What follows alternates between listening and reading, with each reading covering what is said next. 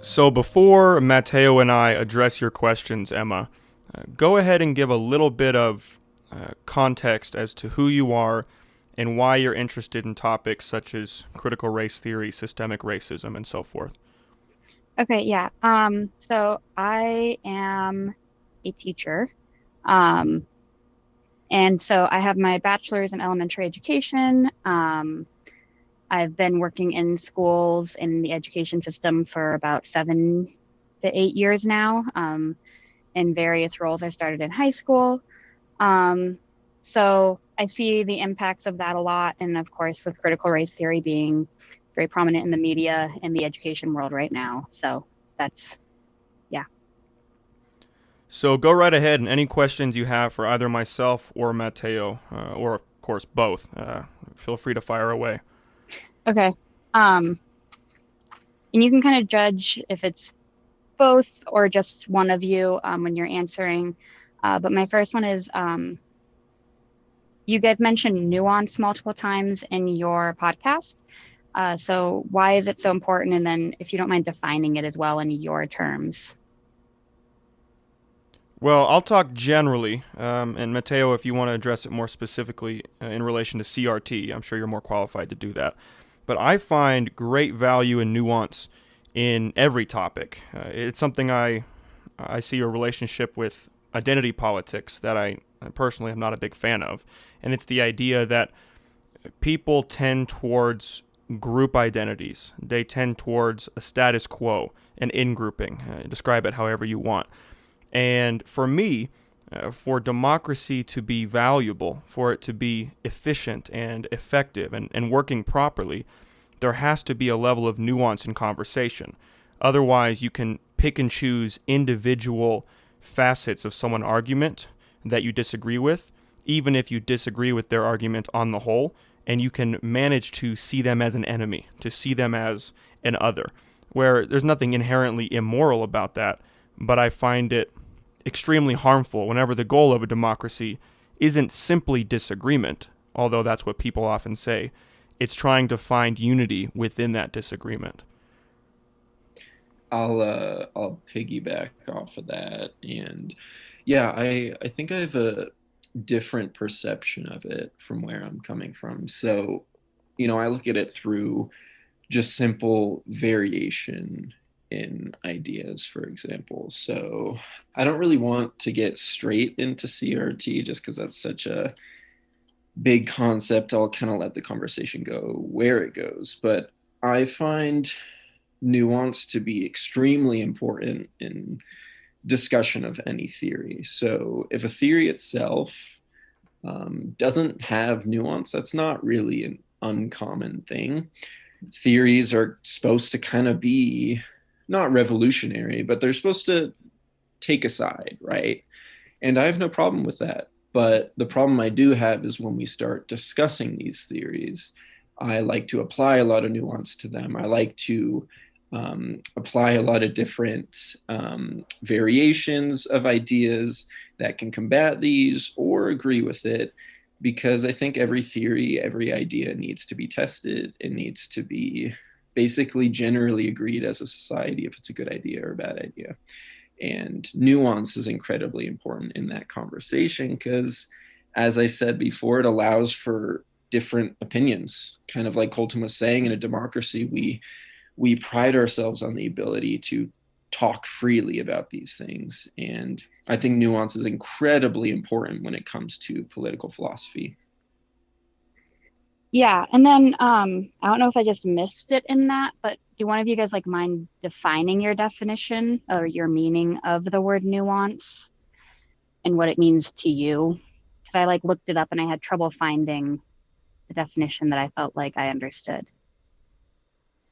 Well, go go ahead, Matteo, because I will say, admittedly, my definition's probably going to be the same as you would find on Google.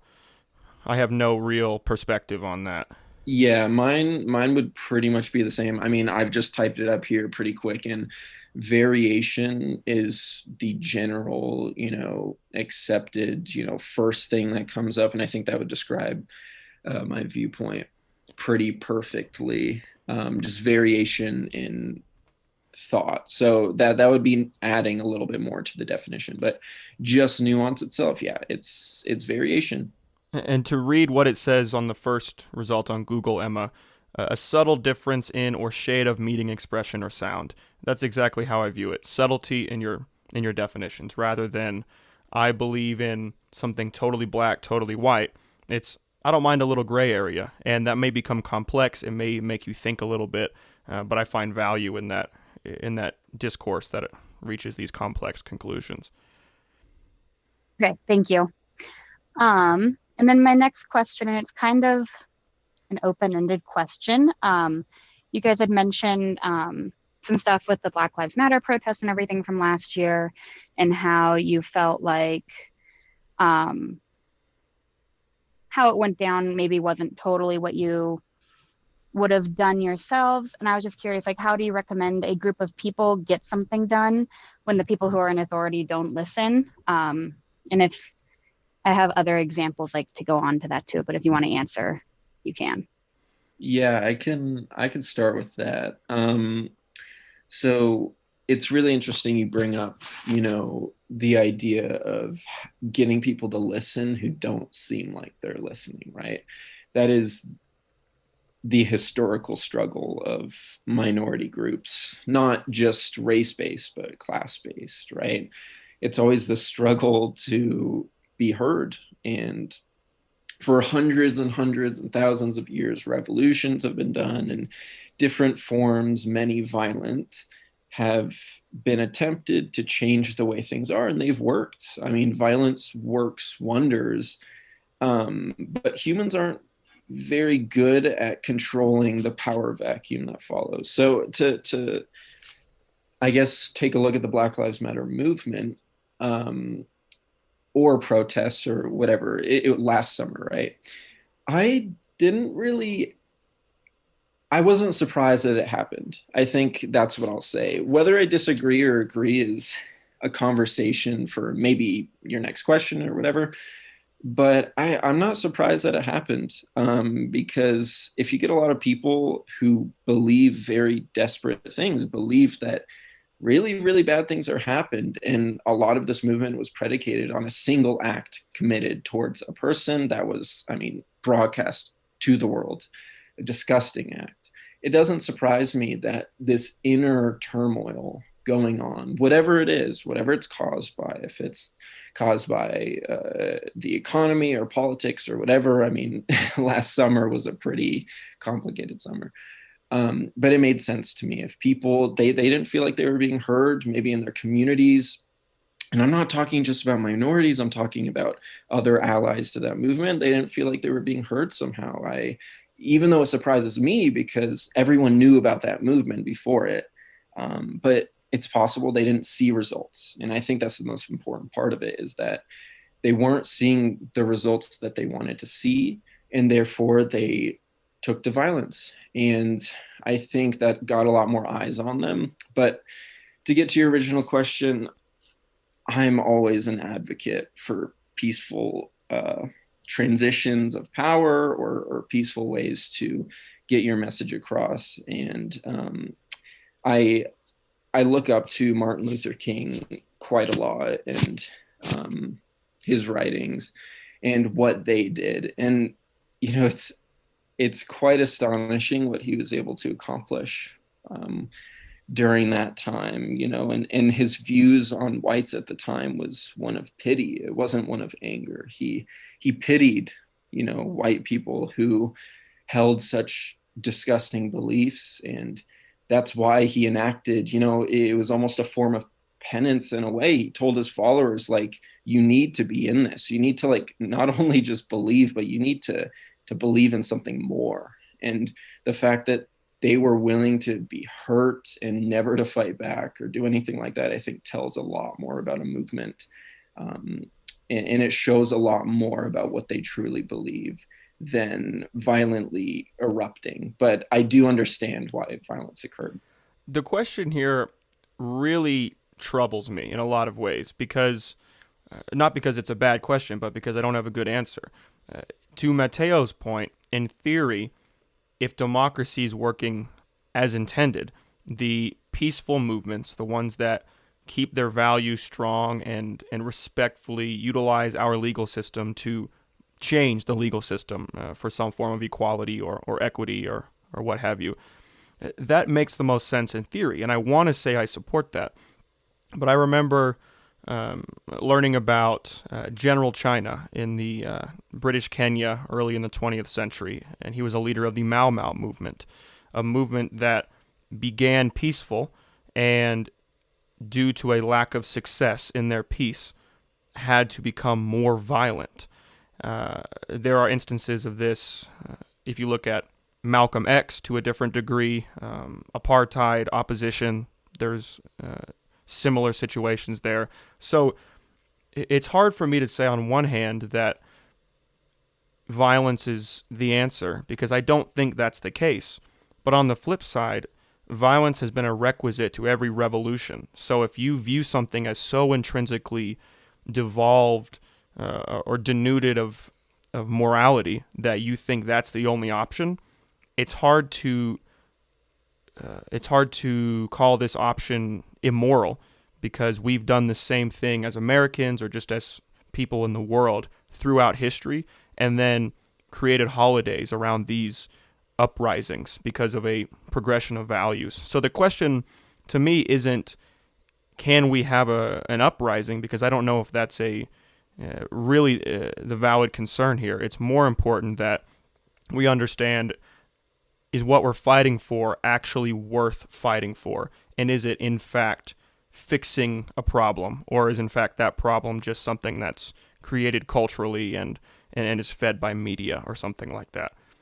Yeah, I just want to quickly add on and say that, I mean, that is a good question. You have to ask yourself is, first of all, is it even worth it to do that? You know, is it even worth it to successfully do something through a method of violence?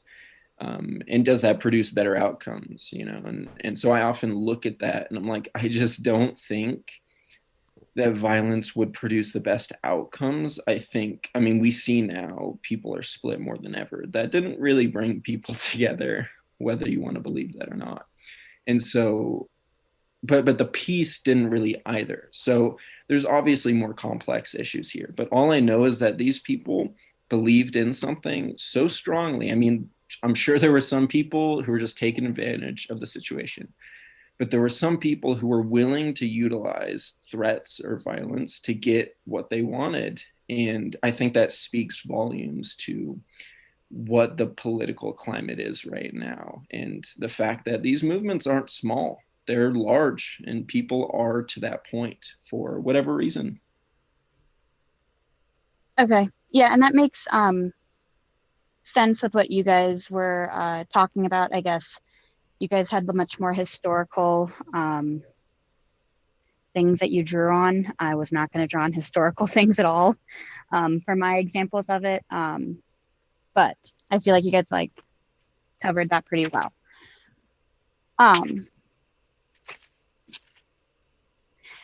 So my next question is, and this gets more towards educational sides of it. It kind of stays there throughout the whole line of questions that I have at this point, just because that's my background is the educational side of it. But you guys talked some about standardized testing. So I'm just curious, do you think standardized testing is accurate? And I mean standardized testing in any form of that, being from elementary school all the way up through secondary schools. So that's a really tough question, and I just want to preface this with I'm not even qualified to talk about this at all. I know very little except my own experience, right? So I don't want to make it seem like I know much, and if I did make it seem like that in the last podcast, I just want to make sure everyone knows that I'm no expert. But I think just to draw anecdotally, going through school, I was I was in the American school system, but I lived abroad, and so I got to see a lot of different cultures, and especially uh, Asian cultures, and how they utilize those tests, and learning about those tests, and Japanese tests, South Korean tests, and I mean, looking in from those, worldwide, I don't think those tests should be a thing. I really don't. There's In South Korea, there's a test that they basically study for their entire lives, and you only get to take it once a year, and that decides if you go to a good college or not. It basically decides your future. And I think Japan has a pretty similar thing. And so in that regard, I can't see a reason why I would ever support something like that. You talk to students in those countries and they don't feel like they're being treated like humans.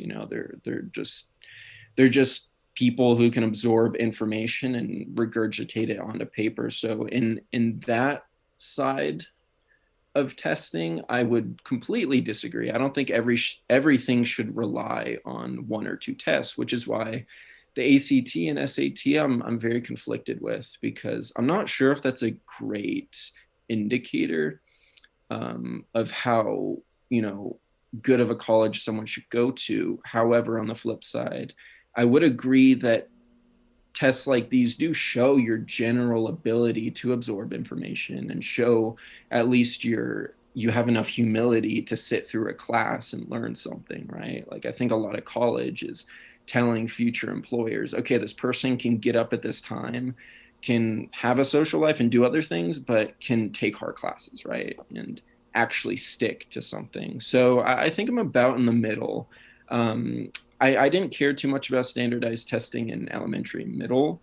It was always kind of just like, oh, I'm taking this. Okay, I did decent on things. But yeah, in the realm of more intense tests, I think they're sometimes unnecessarily stressful. I find a lot of value in the idea of standardizing testing because, as much as I want to say it should be a holistic approach to college admissions, and in some ways it is, to be fair. It's not just your ACT or SAT score. Um, so I really do value the standardization process. It's possible that it's not all-encompassing enough, the tests. Maybe they focus too much on literature or too much on literacy or too much on the sciences. I don't know. I don't have any data in front of me to really unpack that.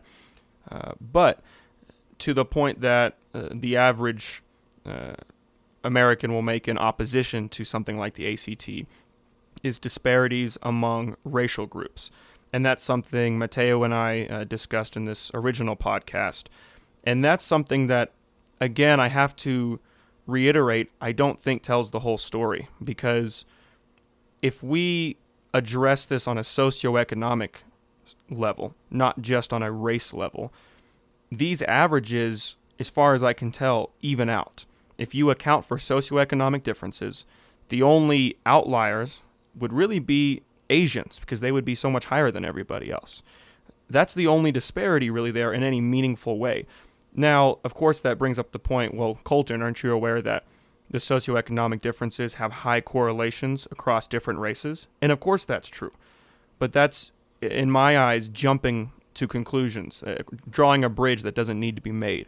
It's, should we get rid of tests because socioeconomic problems that are correlated with race, or instead should we address racial problems and then look at the data as it presents itself after we've addressed those problems, and then acknowledge and tweak our standardization from there?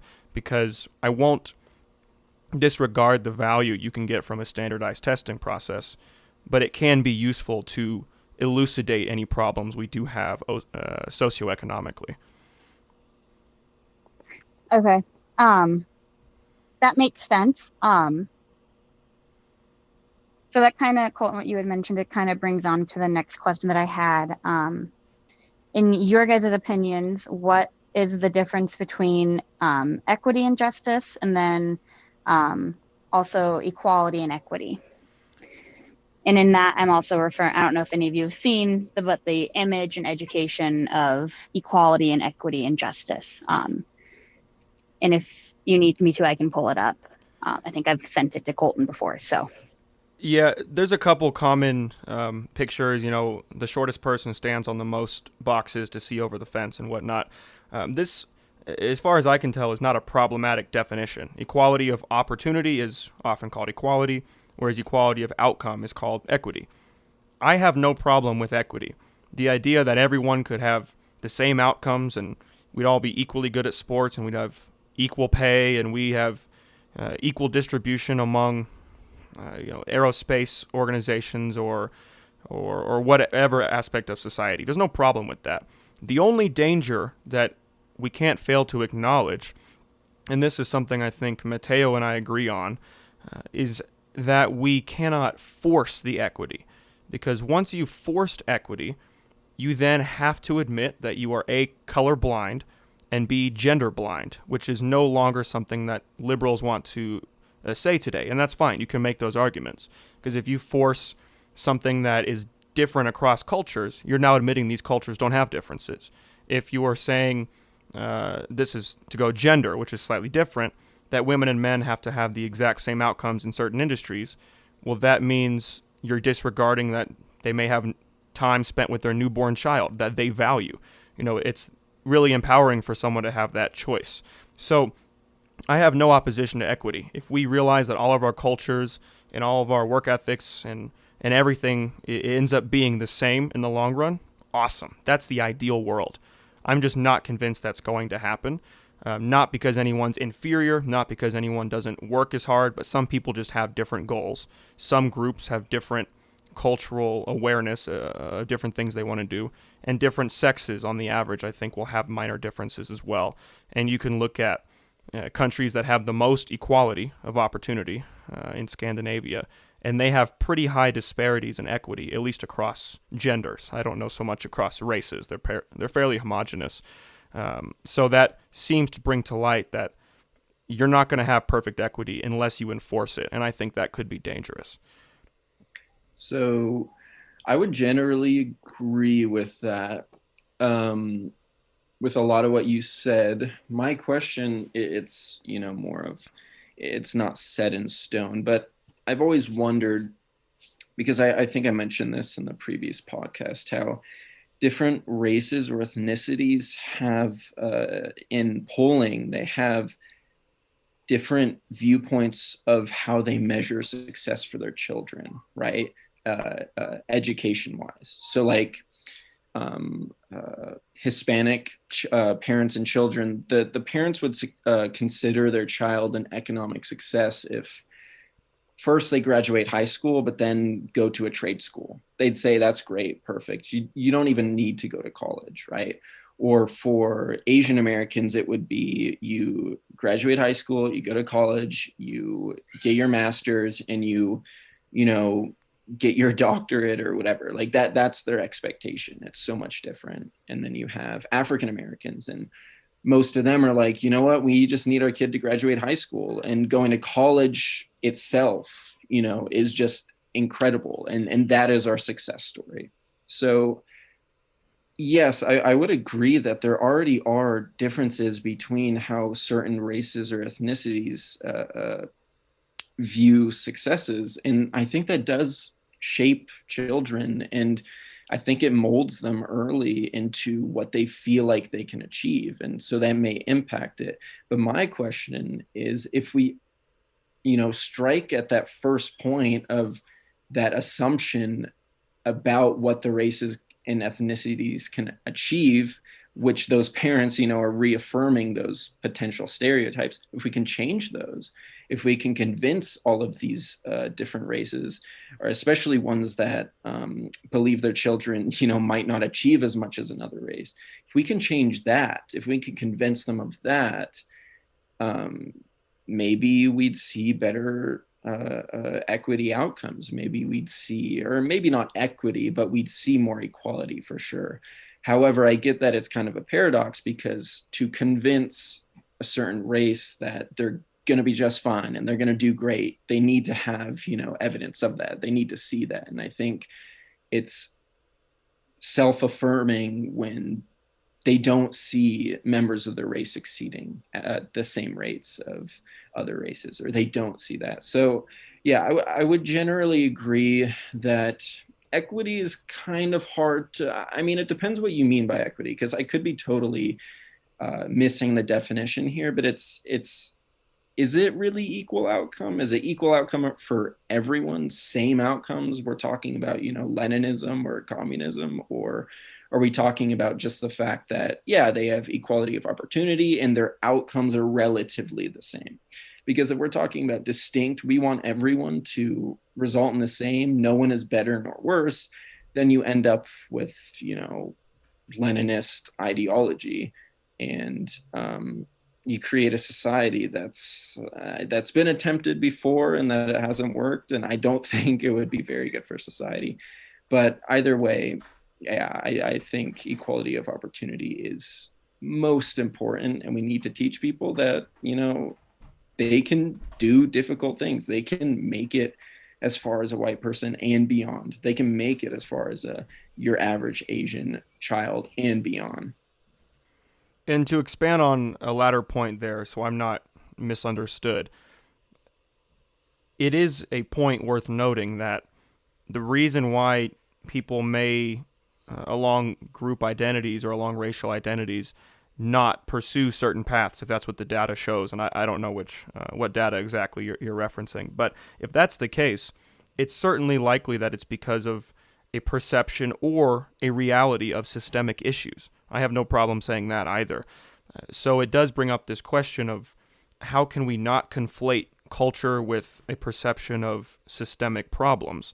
And I don't know exactly how to delineate that. And I'm sure people within their own communities don't know how to delineate that because they are so intertwined. But we would be remiss to not acknowledge that those are different things. So just so I understand from what both of you had said, do you think equality or equity is better? Well, I think if it happened naturally, equity would be awesome. I mean, I'm not sure it's better inherently, but it probably would be. But if you have to force it, then I worry that even if it's better on this one spectrum, forcing equity is going to be damaging in other ways because it's going to remove, let's say, for example, women's ability to have choice and stay home with their children after birth if they want to. Or if there are cultural differences that aren't purely based on systemic problems, that removes your ability to utilize what you view as a cultural difference, that evaluation of what success means, as Matteo said. So equity would be preferred if it happens naturally, but I would at least be skeptical or at least be thoughtful that if it's forced, we need to know what the repercussions could be, and I think there would be some repercussions there. And I would generally agree as well, except coming from the equality of opportunity, or just equality outcome in general, that comes with its own problems. And I don't see, that's the current vision of America, is that we have that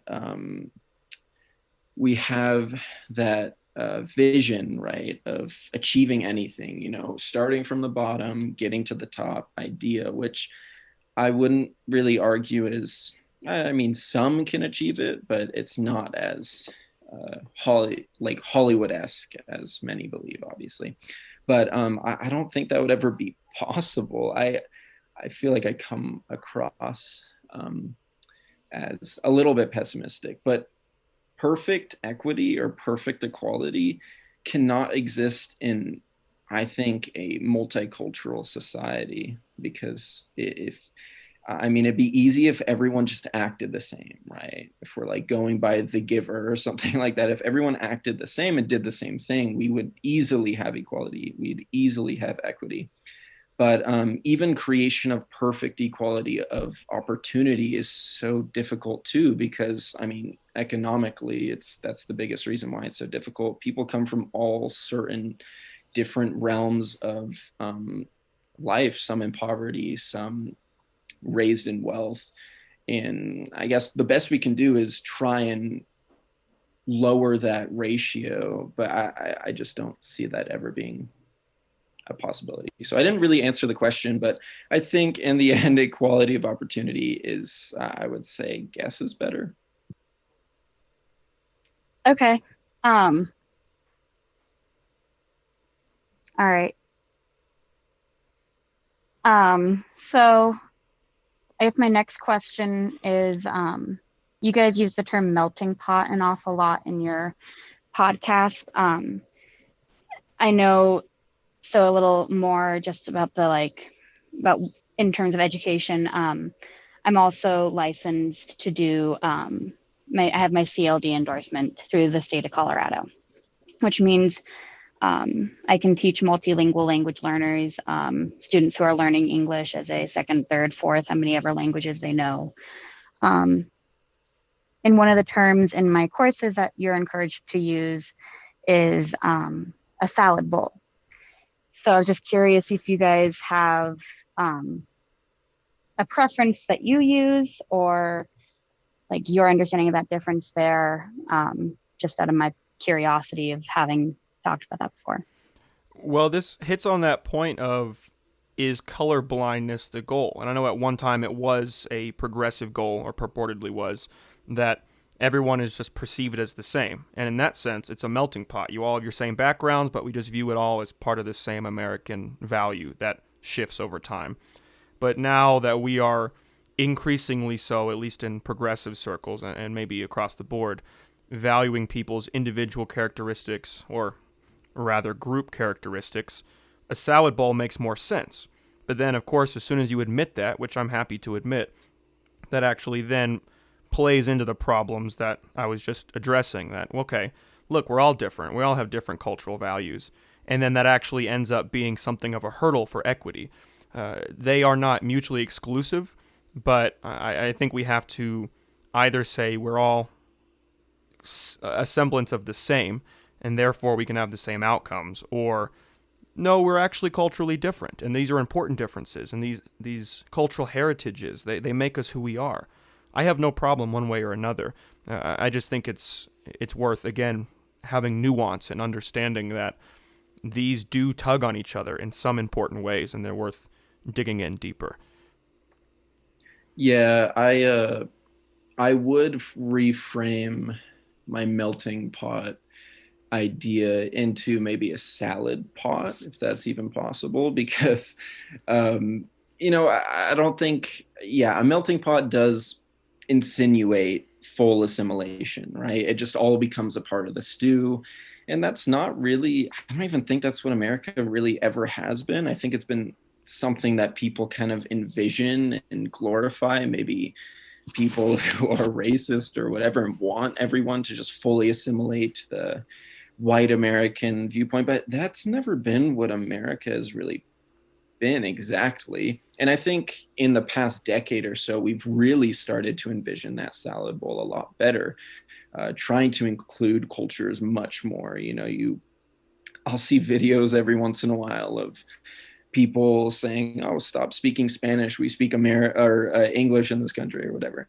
And just, I think that mentality is obviously going away with the older generations for sure. And the reason I bring up a salad pot, though, is because I think there has to be some sort of, I don't know if we have it currently, but some sort of uh, uh, thing that we can rally around as a country. There's got to be something that we can melt into a little bit to become one in some way, or else we're going to rip ourselves apart. But that doesn't distinguish the very important different parts that build this country, the very different important ethnicities and cultures that came here and bring, their own traditions, and within that it can be, yeah, their religions or their food or whatever, their ideas. Those can't just be the to me, it doesn't make sense to just meld that into the goo, because then you lose track of it. I think every ethnicity, every culture has valuable things that we can take from them, and I seriously wish growing up in my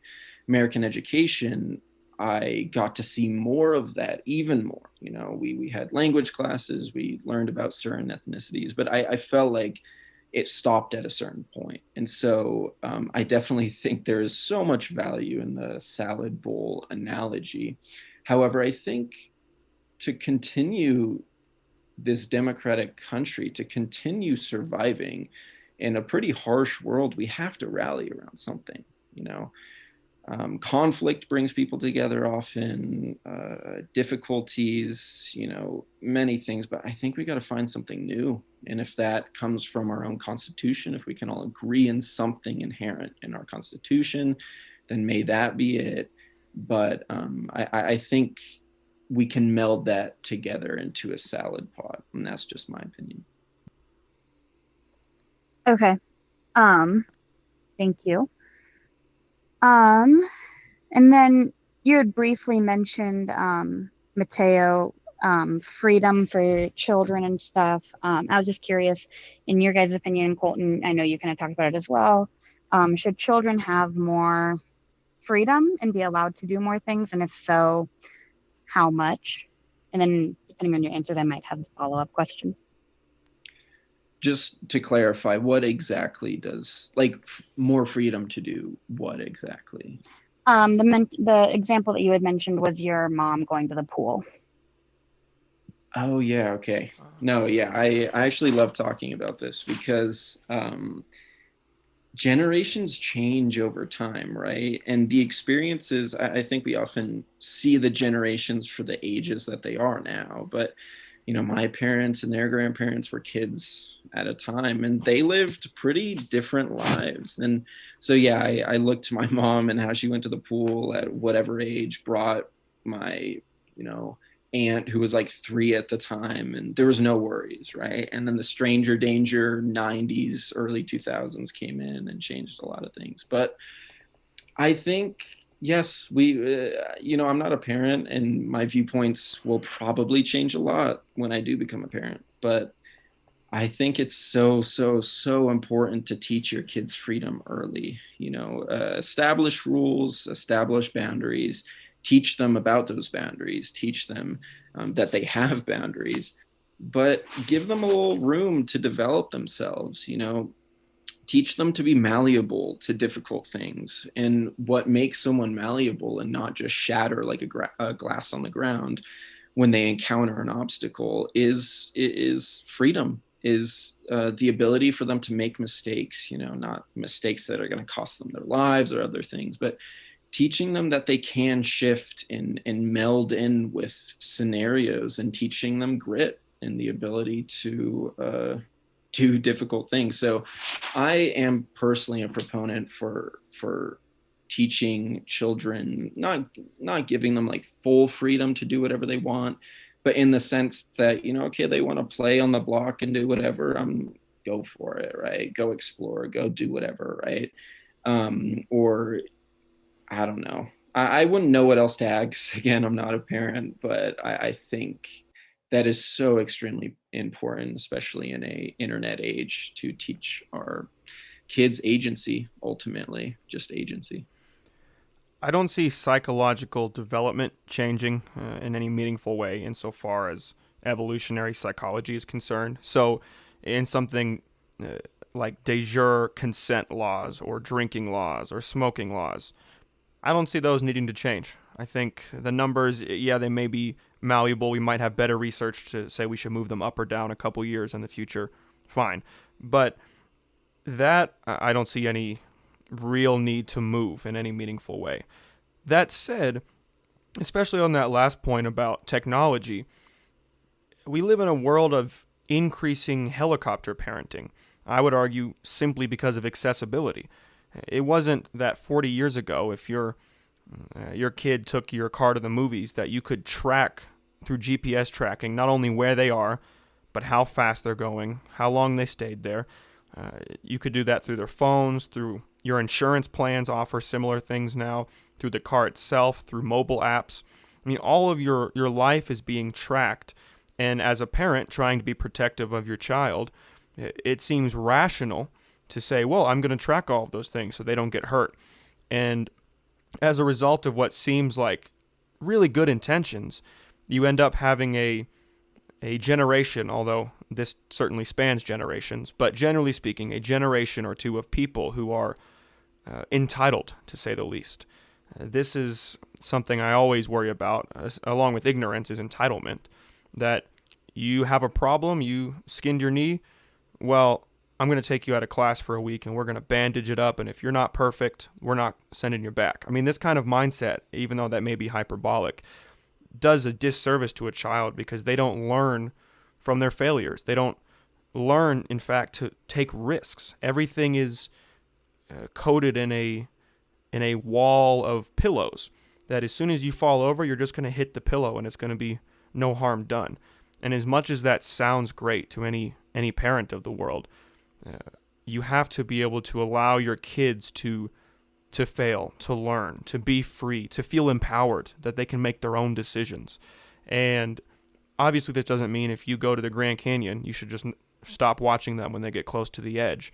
Of course not. But this point where we say this is the line, I think should shift back slightly. Rather than saying the line is they do any kind of mistake or they go anywhere they're not supposed to or we don't let them have any freedom. Well, let's give them a little bit of freedom so they can learn.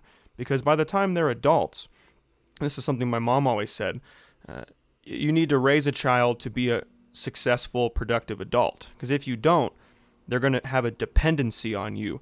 And then whenever you die or whenever you become unable to help them financially or otherwise, there's nowhere for them to go. They haven't learned anything. They've been attached to you. And that is something that could be really problematic. And you see cases of this generationally, sure, but just younger people for the most part speaking. Yeah, just to go off that real quick, I liked what you said about taking your kid out for a week, because they scraped their knee. Of course, that's probably ridiculous, and most parents don't do that. It does remind me of, I think I mentioned in the last podcast about Jonathan Haidt and The Coddling of the American Mind. And the subtext is how good intentions and bad ideas are setting up a generation for failure. And in there, he kind of talks about the, don't prepare the road for your child, prepare your child for the road type of mentality.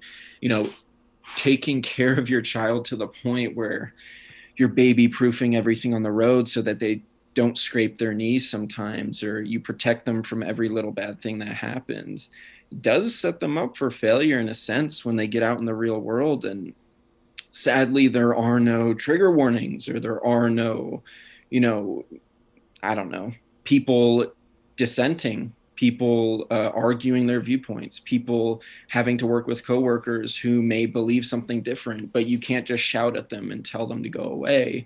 Or you can't just, I don't know, dox them on the internet or whatever, right?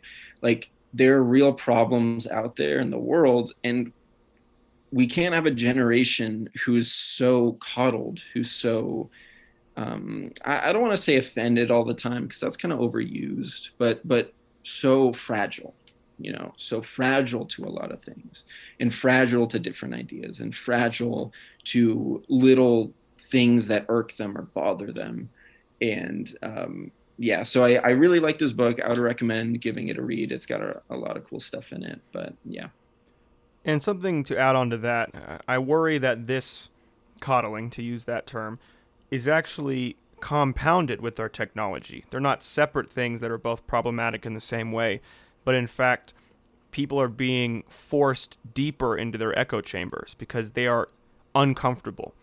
They didn't ever learn discomfort as a child because everything was comfortable. And if it wasn't, it was immediately resolved. That really is the core of the problem.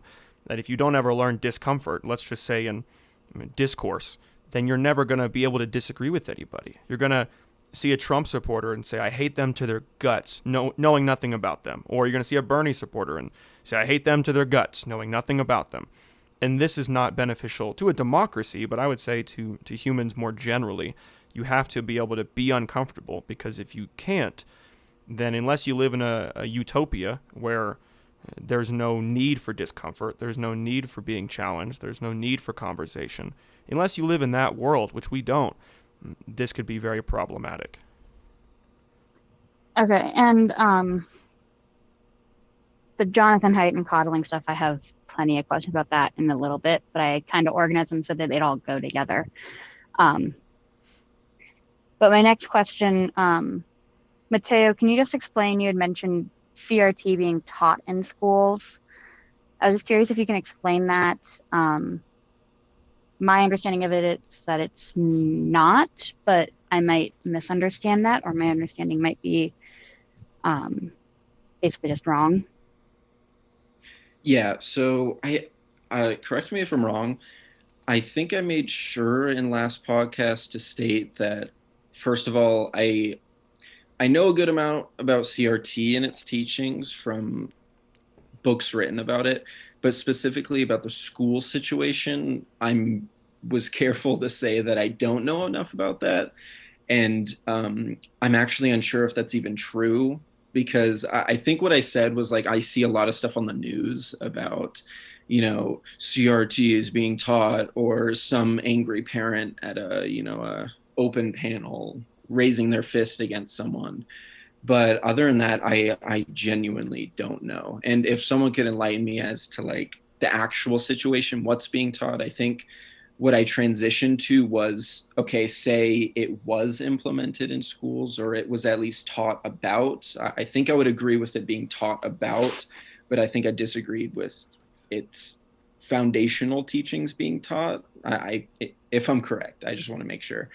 But yeah, I really don't know enough about that situation. I wish I did though. Okay, no, that's fine. Yeah. So I guess my next question then is you guys talked a little bit about segregation in schools or the past about that. So I guess my first question is, do you guys think schools are still segregated? That's an interesting question. I like that question. So, the short answer that everyone wants to say is of course not. Segregation ended decades ago. We don't have any kind of segregation. And by law, of course we don't. But it doesn't take very long, just through some Google searches, I mean, base level here, to realize that, well, that may be true, but also gerrymandering's a thing. And to my point earlier, socioeconomic correlations among races are a thing. And these certain socioeconomic class citizens are going to be in individual geographic locations. They're not going to drive 100 miles to go to school in the morning. They're going to drive to one of the schools near them, generally speaking. So, is there forced segregation? I don't know about any kind of de jure segregation in American school system. If there are examples, I would be interested to know about that. But I don't think it's unreasonable to say that there are de facto race differences among schools. That's blatantly obvious. Whether or not the word segregation is correct, I don't think so, because that word, as far as I know, implies a forcing of this difference. So I wouldn't call it segregation unless my definition is just wrong. But there are certainly differences among geographic locations based on race. Absolutely. Yeah, I would agree in that I don't think there's some boogeyman out there specifically constructing all of this to create this divide and creating these racial barriers within the education system. But I do think as a result of historical processes, and we can get into intergenerational wealth of black and white families and go from there. But yes, it's quite obvious that predominantly white students are able to attend better schools, quote unquote, better schools, or schools that are then going to be predominantly white, and African American students are generally going to attend public schools that are lesser funded. And so there is a clash there for sure. I mean, I lived in Tennessee for a few years. I went to public school there. That was the only time I went to public school. And it was actually quite mixed. I was surprised.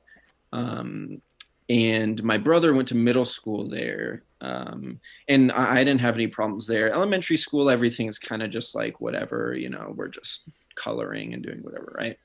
Or that's kindergarten. I don't even remember. But then you have middle school when things start to, get a little more complicated. Kids get older, they hear more things from their parents. And my brother, he experienced a lot of, I don't know how to call it, prejudice, maybe.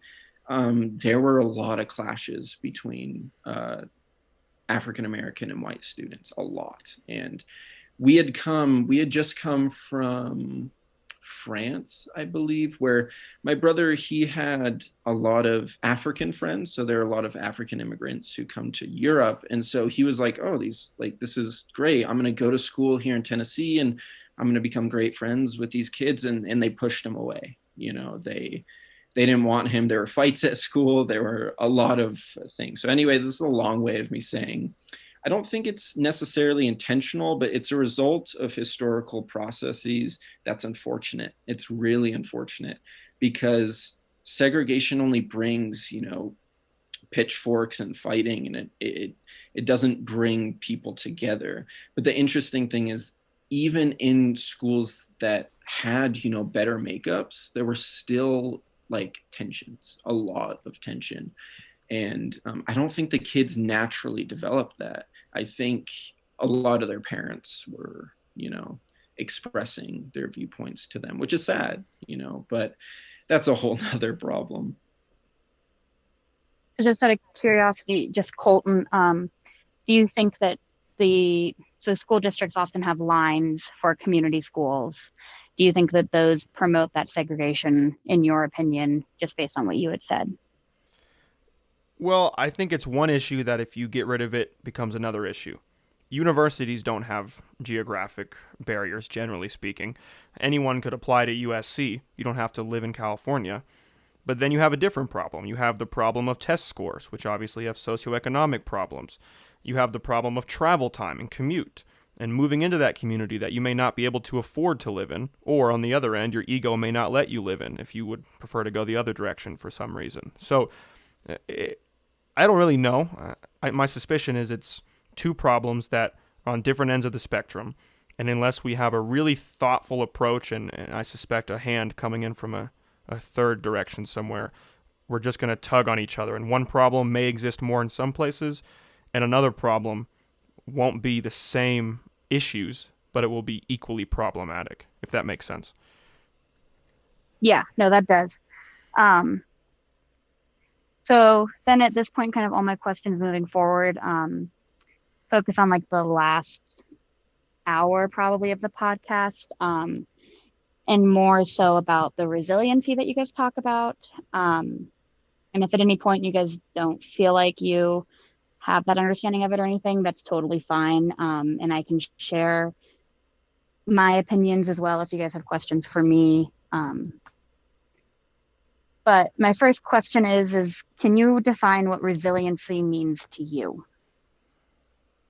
So I could go here first real quick. So I think I did mention resiliency in the last podcast because I forgot the word that Jonathan Haidt used in his book, and I just remembered it now. It's called being anti-fragile. So I would say, I think it's a word created by him. I don't even know if it's a real word, but resiliency to me is being anti-fragile. And what anti-fragility means is, to give a quick metaphor. So, you can have like a pristine glass cup, right, that you use, and you wouldn't give that to a toddler, right, to drink out of. Sippy cups don't come in nice china, or they don't come in forms of glass, because toddlers drop cups all the time. They throw things, they whatever, right? But the reason why sippy cups given to toddlers are this nice plastic, material is because if it's dropped, it bounces off the ground. It's still on the ground. You got to wash it, right? But it's never really going to break. And I think that's my idea of resilience and anti-fragility. Anti-fragility doesn't mean that you can't be hurt. It doesn't mean that you can't have trials and difficulties in your life. And the same goes for resiliency. It doesn't mean that your life is going to be perfect. But what it does mean is that when you are dropped and you have issues, you have enough grit, you have enough resilience to get yourself out of that, or at least persevere through it. And so I guess that would be my best definition of that term. Again, I'm just going to refer to Google here. The capacity to recover quickly from difficulties or toughness. I mean, I couldn't agree more, and that's more or less what Matteo just said. It's your ability to recover from your failures, from your risk taking and the potential side effects. And anytime there's something that's harmful, you stand right back up and you face the adversity and you do something about it, or you just grow as a person. I mean, it really is a case by case basis, but I have no extra intuition around what that word could mean generally. Okay. So my next question is a personal question and it can be for both of you, but so in the podcast, Matteo, you had mentioned that Gen Z as a generation is not resilient. You also mentioned that you yourself are a Gen Z person. I am as well. So we're all in that same generation group. So knowing that, would you consider yourself to not be a resilient person then? I feel like no matter how I answer this question, I don't know how I'm going to explain it, because I don't believe myself to be an incredibly resilient person, nor do I believe myself to be someone who just gets trampled over and, whines about their life. So I would say I'm somewhere in between. I'm trying to be resilient. Now, just a quick clarification. I don't want to make it seem like I believe all of Gen Z is non-resilient or non-anti-fragile. I just think the data shows that there are many more cracks in the generation than previous ones, and they're due to so many things. They're due to bad parenting, they're due to the internet, they're due to lack of figures in their lives, they're due to so many uncontrollable factors. But it doesn't get rid of the statement that yes, many of them are non-resilient. But as for your question, not to get too deep into my life, but I've had my problems. I've had things I've had to persevere over. These have been physical, tests of physical feats in sports or other things that, sucked and they were hard. But does that make me really resilient, or was I kind of just doing things for the sake of doing them? And then there's tests of mental strength and just getting through school or getting through whatever. But all of those, personally, I would believe to be natural things that someone should be able to do. I think resilience comes in very specific times where it's easier to choose the easy way, and it's harder to do the right thing.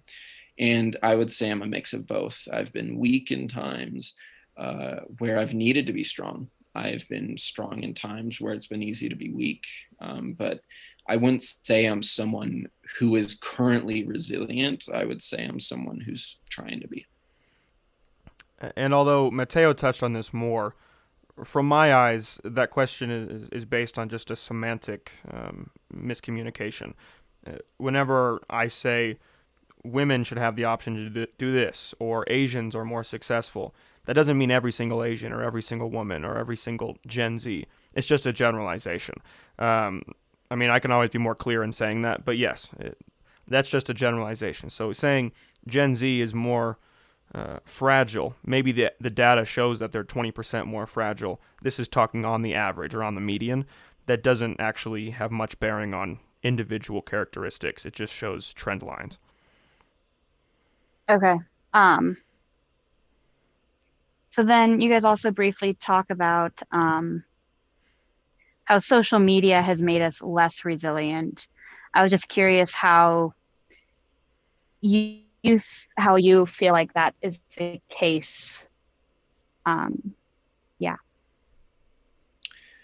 So, yeah, Jonathan Haidt, again, I've mentioned him like 20 times, but he's done some pretty comprehensive research into correlations between social media use and mental health. And now these aren't perfect correlations, but they line up quite scarily in the sense that when the first apps of social media were coming out, you see spikes, and I mean like upwards of 100-200% spikes in attempted suicide rates and completed suicide rates for both boys and girls, teens, but especially girls. And it's harrowing. It's pretty scary to see that correlation. Um, and further studies have been done, especially polling of these kids. And what's interesting is that this generation is reporting more anxiety and depression than any other generation. Now, I know that has its variables. A lot of generations were not very quick to talk about their mental health.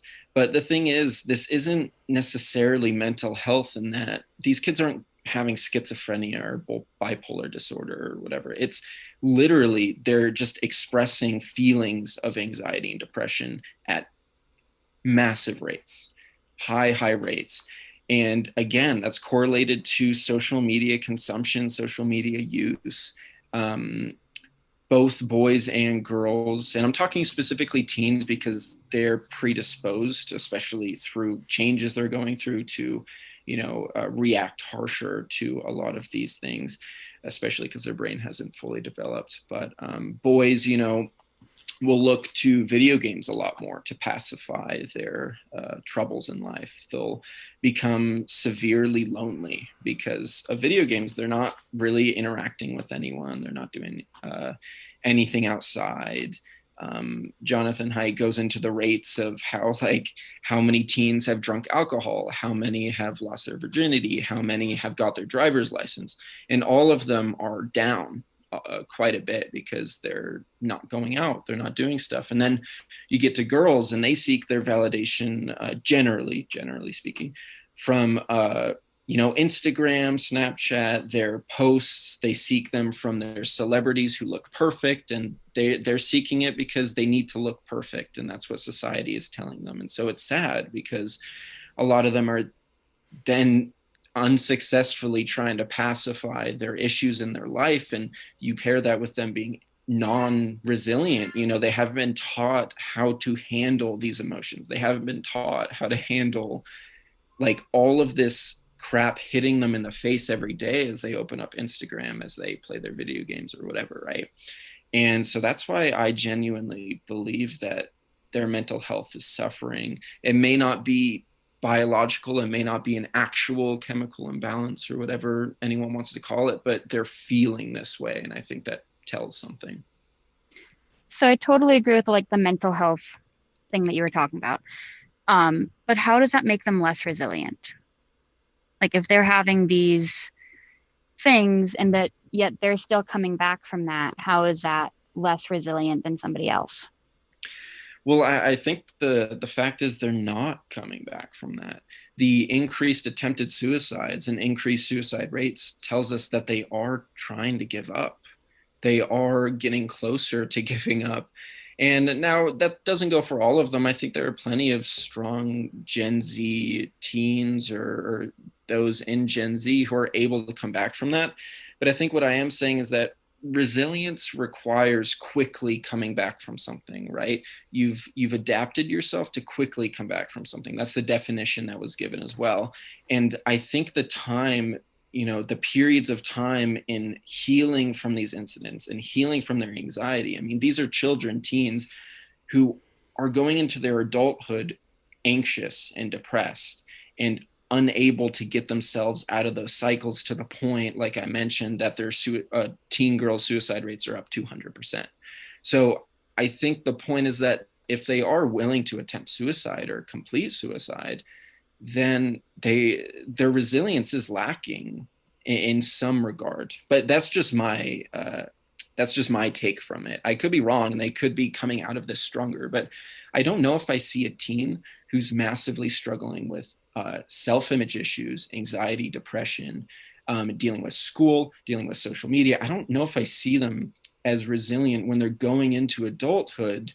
And there are studies that have been shown that some Gen Z students now entering college are doing worse than ever. Now, granted, that could be due to COVID and everything going on. But I think the idea is that right now, it's almost like social media isn't giving them the chance to recuperate. It's not giving them the chance to be resilient because they're constantly bombarded, and that's impacting their mental health. And I think we would see less anxiety and depression rates had they been properly, I guess, not trained, but properly taught how to handle social media.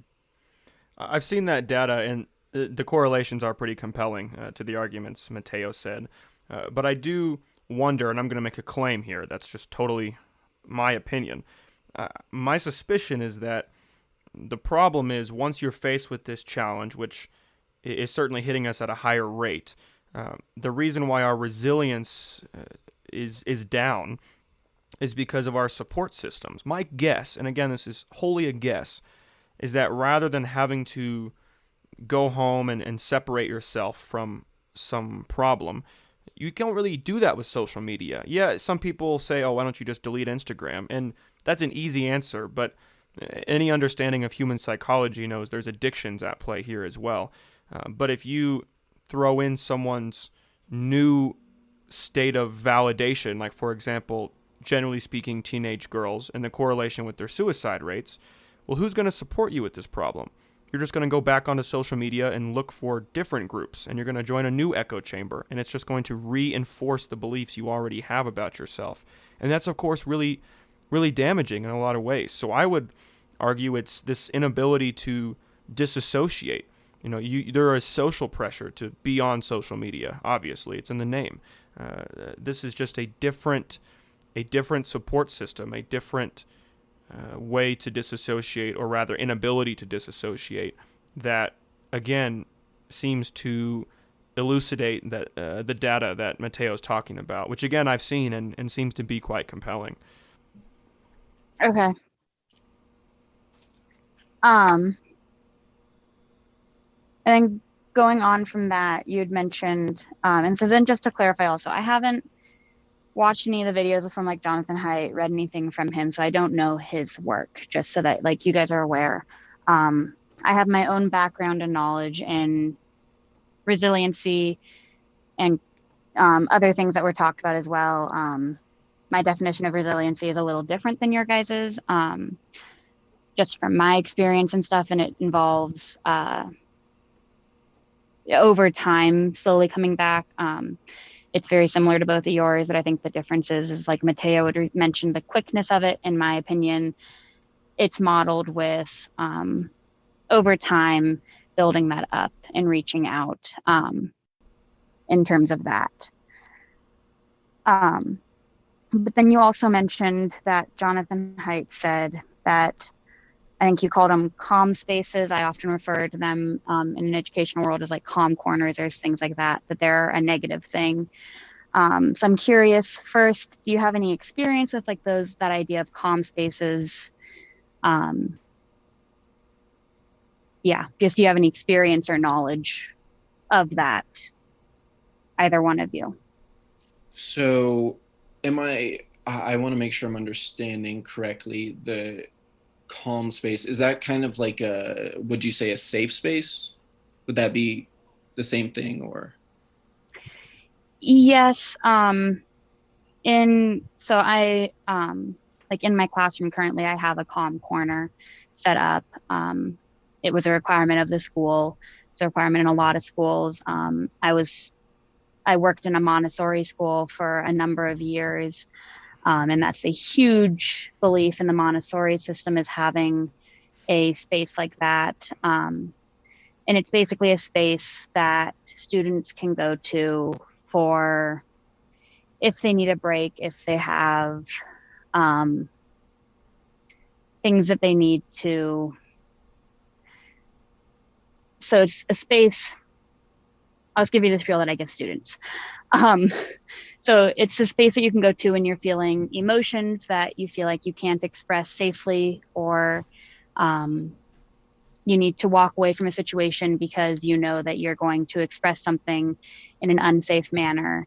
And it's a space that you can go to, and there's often something to sit in, fidgets, maybe coloring activities, areas for you to identify your feelings, ways that you can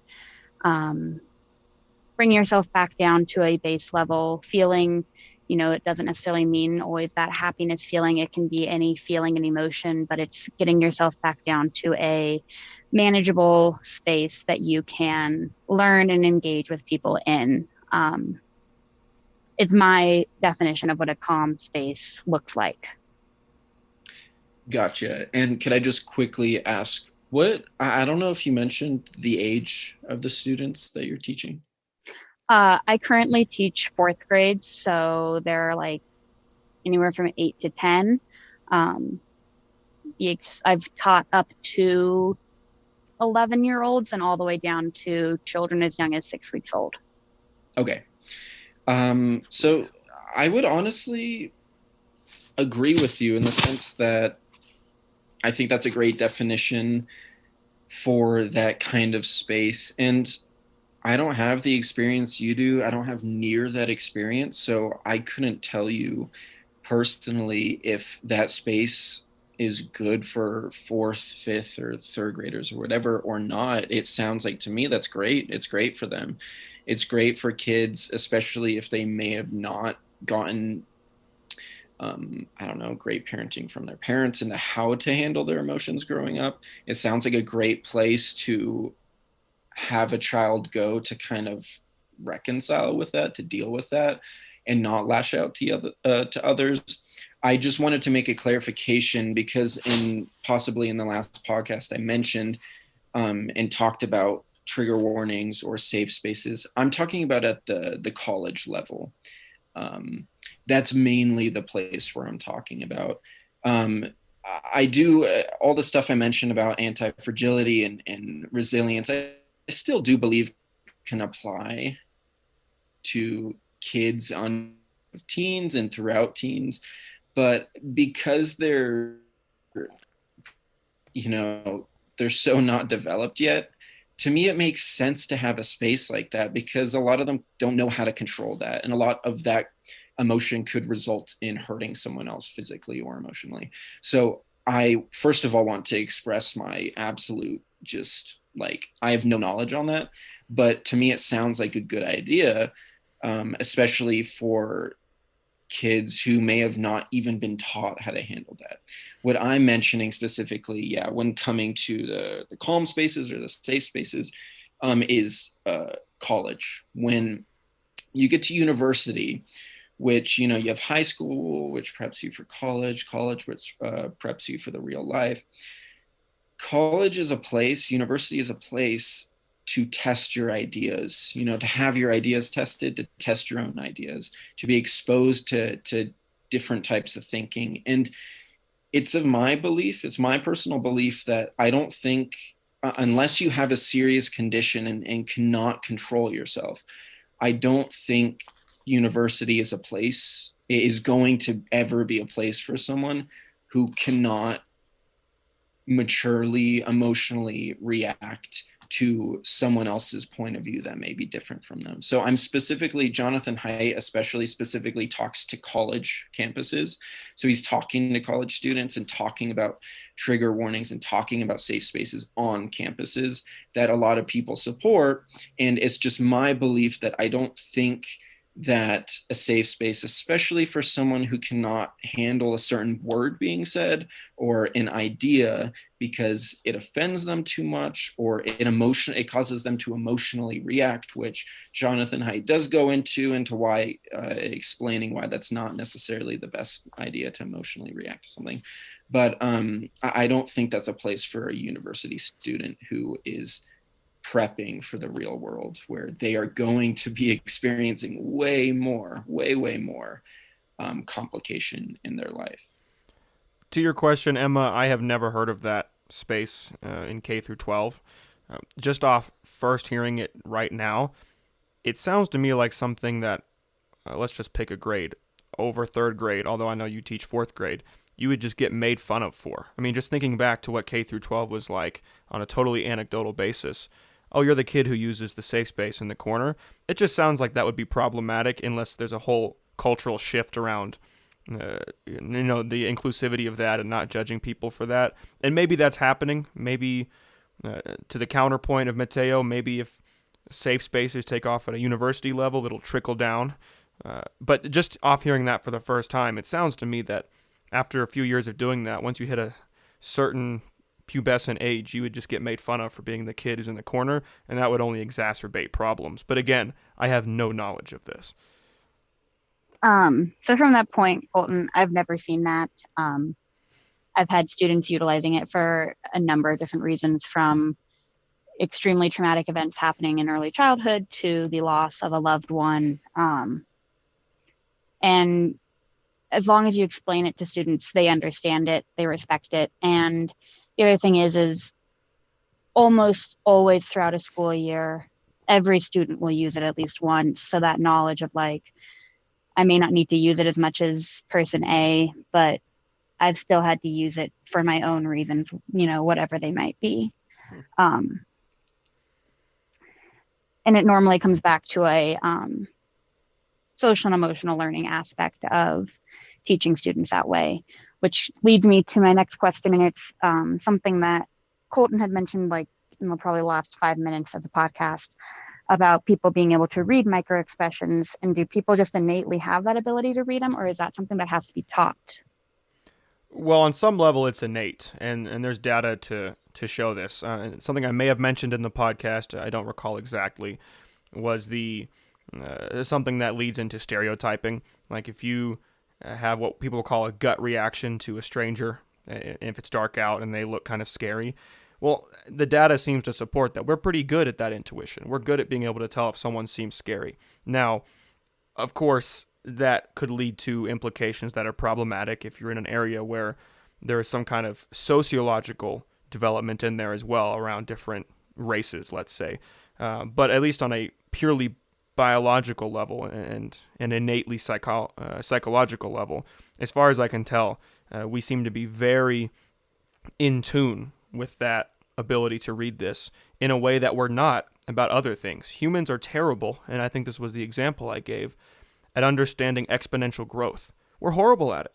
The idea of understanding the vastness of our universe doesn't make any sense to us. Numbers to the power of 35 doesn't mean anything to our minds. That's not how we're wired. But just evolutionarily speaking, yeah, we're pretty good at intuiting problematic situations. Like, is that a lion or is that a bush, to go caveman? But there's obviously underlying questions here at play that we could dig into if you wanted to. Yeah, I could just repeat the question real quick. I just want to make sure I'm understanding it correctly. Yeah. So it was mentioned that people have the ability to read micro expressions. And is this something that people just are innately able to do, or is that something that needs to be taught? Okay, I understand now. I don't really know much about this specifically. I haven't delved deep into this concept, but yeah, kind of like Colton said, it would make sense that it's somewhat innately biological, just in the sense that I don't know, I think I may have mentioned how babies have the ability to smile before they can even really like see things clearly or correctly hear things perfectly. They know how to smile because it's a natural human reaction. But in the sense of micro expressions, yeah, that would make sense to me that it's biological, but I don't see why there may be some people who are more sensitive to it, who are better at it than others, and maybe need to be taught. But yeah, I'm just not too knowledgeable on that subject. And to that point, again, generalizing. There's certainly a spectrum here. I'm sure your average empath, if you want to use that in a more scientific way, but someone who's very empathetic, let's just say, versus someone who's far to one side of the psychopathy spectrum. Well, obviously they're going to read micro expressions differently. Someone who is empathetic is going to read into them a lot easier and a lot more quickly, and someone who has a level of psychopathy might have to be taught these kinds of things. And I don't say psychopathy as an insult. I just mean it purely as a characteristic. So, again, it's an average. It's naturally intuitive to the average person to some level, but I don't disregard that it probably could be taught. I'm sure you could become more in tune with how people have subtleties in the smirks of their smiles, or the way their eyebrows move slightly when you say a term, or if they have a twitch when you say something that's indicative of anxiety. I mean, all of these things I'm sure could be learned to some extent, but the intuition around it is the majority of how people respond. And that's on a spectrum somewhere, but I'm sure the average of the spectrum, it's almost purely intuitive, I would guess. Okay, no, that makes sense. Yeah, I was just curious about that. It's something that you're encouraged to teach in social and emotional learning, oftentimes, not necessarily micro expressions, but how to deal with situations involving social and emotional things. Well, and to be clear here, I'm talking solely about micro expressions. I think it's absolutely valid to learn and continue learning how to work successfully or productively in a social environment. I think no matter where you are on that spectrum, it's always valuable to learn more, and I'm sure it's pretty effective to do so. But it's solely to address your point of micro expressions. I think that's almost, and I think the data supports this, is largely intuitive. But if to expand it further can certainly be done.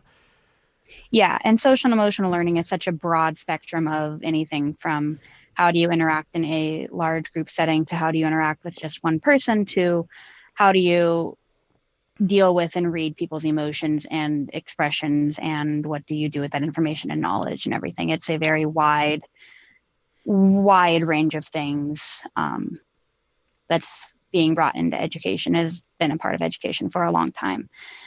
Um, but yeah, that covers basically all the questions that I had. I don't know if you guys had any questions for me based on what I had said at all or not. Let me ask you this just while you're here. Why do you value being a teacher? What made you want to be a teacher? And more relevant to this conversation, then expand what keeps you interested in these kinds of conversations that we're having here? So I've wanted to be a teacher for basically as long as I can remember. From when I was extremely little, I've always wanted to be a teacher. I had a poor experience with a teacher in my first grade year. She was not in it for the right reasons. She actually made me believe that an adult could be allergic to children. Yeah. So there was a lot wrong with that situation. That teacher did not stay long. Um, and the teacher that I had after that was absolutely phenomenal. I ended up having her a second time again in fourth grade, actually, and she was one of the most amazing teachers I've ever had for myself personally. And I strive to be like her, but she came in and she made the environment feel really welcoming and inclusive and gave every student a really meaningful opportunity.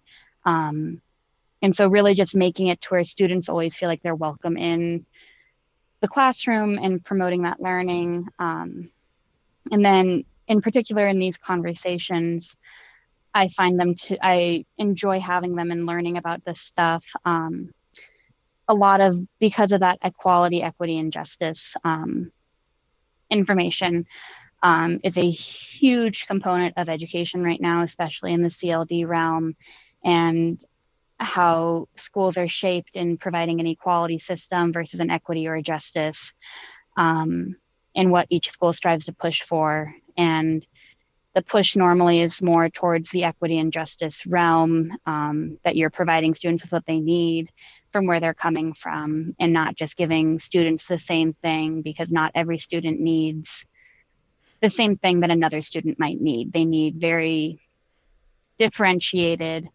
things for themselves to succeed and be able to all meet the same expectations.